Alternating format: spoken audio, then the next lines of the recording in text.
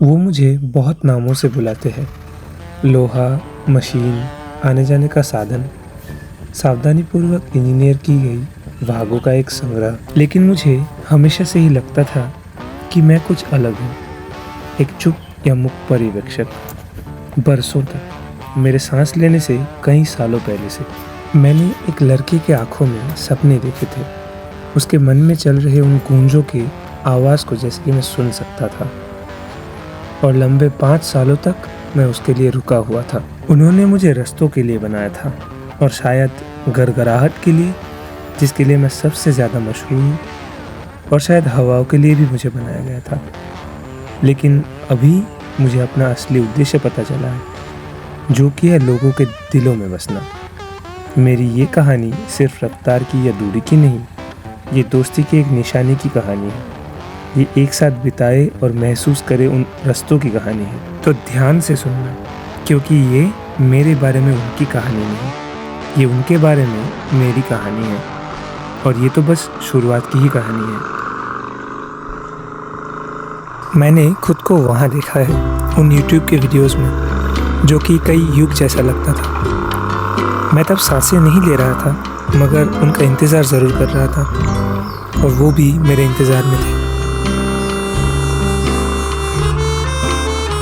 इस कल्पना के दुनिया से वास्तविक दुनिया में आने से बहुत पहले ही वो मुझे अपने मन ही मन महसूस कर चुका था।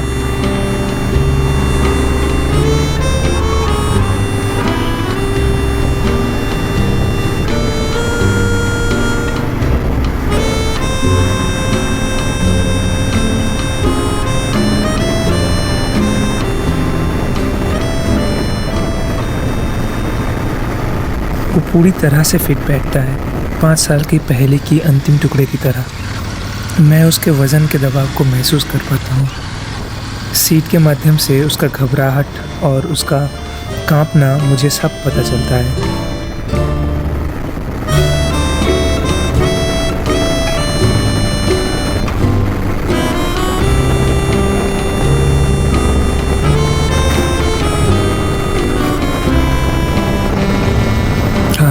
ये मैं हूँ, और ये मेरी आवाज़ है, जिस गीत को सुनने के लिए उन्होंने 5 साल इंतज़ार किया। ये कोई रेस नहीं थी, पहले कुछ मिनट सिर्फ एक समझौता था। अगर आप कसकर पकड़ने का वादा करते हैं, तो मैं आपको कहीं भी ले जाने का वादा करता हूँ। मेरे इस भूरे रंग को कम समझा जाता है, लेकिन उन्होंने मेरे रंग को लाइट और शैडो के लिए एक कैनवस के रूप में देखा है, जो रस्तों की उन कहानियों को अपने अंदर समा लेता है। और उन्होंने इसको चमकाते रखा है, जैसे कि अपने गर्व का एक वसीयतनामा। और तभी वहाँ वो आ पहुँची, एक अलग किस्म का प्यार मुझे लगता है। और मैं एक मुक्त पर्यवेक्षक होने के नाते लाचारी से बस उनके प्यार करने के तरीके पे ध्यान देता रहा, लेकिन चुपचाप।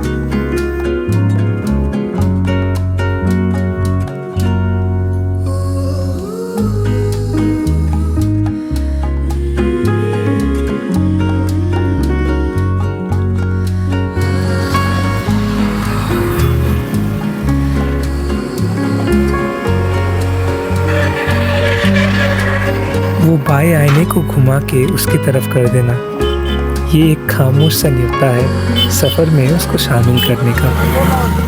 एक प्यारा जांच उसके आराम को सुनिश्चित करने के लिए।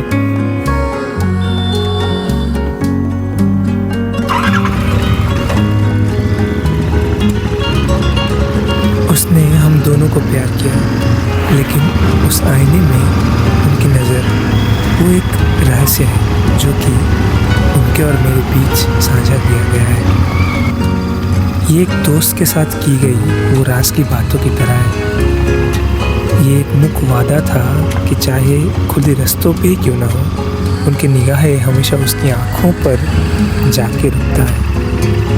और उसी समय मुझे पता चला कि मैं सिर्फ उनको लेके नहीं जा रहा, मैं उनकी कहानी ले जा रहा हूँ।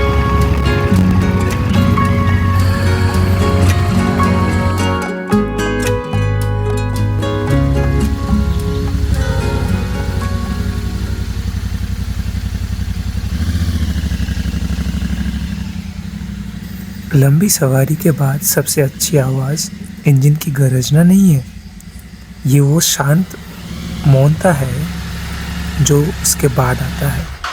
इंजन की ठंडा होने की आवाज़, ये जानकर कि उसने अपना काम बहुत अच्छे से निभाया है। वो मुझे अंदर ले जाता है, ना केवल पार्क करना, मुझे एक तरफ अलग से खड़ा करके रखना, और वो मुस्कान मेरी तरफ उनके दूसरे ज़िंदगी में जाने से पहले। ये एक सवार का रूप था जो अपने साथी का आभारी था। वो मेरे साथ एक साथी की तरह ही बर्ताव करता है जिसे अभी आराम की ज़रूरत है। मैं उसके फ़ोन में और यूट्यूब में भूत हुआ करता था। उसके मन में चल रहा वो गूंज था मैं, अब मैं यहाँ खड़ा हूँ, ठोस, वास्तविक। आज दिन भर की भगदड़ के बाद थका लेकिन दिल से खुश और संतुष्ट हूँ। हर मोड़ में झुकते, हर किलोमीटर को खाते हम साथ थे, और ये मेरे कल्पना से बहुत बेहतर था, है ना? ये जीवन, कंपन, लय, जब हम खुली सड़क से टकराते हैं, ये मेरा उद्देश्य है। मुझे इसी गड़गड़ाहट और मेरे थ्रॉटल पे उनके हाथों के लिए बनाया गया था। कोई साथ निभाता है तो कोई छोड़कर चला जाता है।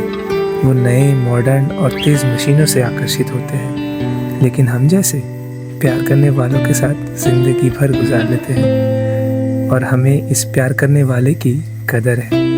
मैं सवारी, वो सवार है, और उस दो दिलों की कहानी मेरे उनसे मिलने का ज़रिया है।